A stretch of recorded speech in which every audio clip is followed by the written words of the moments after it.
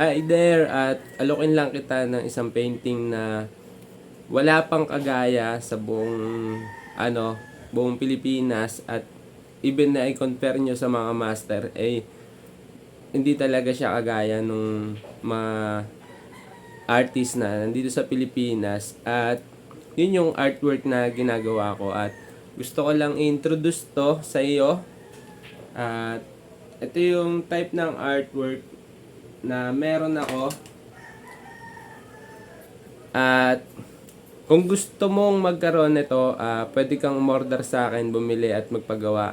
Meron akong isa sa idea na napakagandang i-display sa loob ng bahay, guys. Yung seascape. So wala pa tong art form.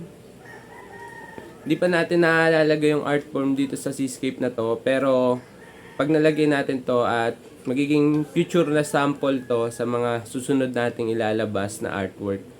At yun, tuloy-tuloy lang tayo, at taon na rin tayo gumagawa nung at sino-showcase yung art form natin. Pero wala pa rin naman nakakakita na merong kagaya o may pinaggayahan yung klase ng art na meron ako. At tuloy-tuloy lang tayo, guys, at taon-taon mas mare-recognize yung art piece natin, at makukuha din natin yung name at yung pinapangarap nating title dito sa artwork na to. At salamat sa lahat ng mga naka-follow at nanonood sa Teng TV. Tuloy-tuloy lang tayo sa paglikha, tuloy-tuloy sa paggawa. Ito ang Painteng.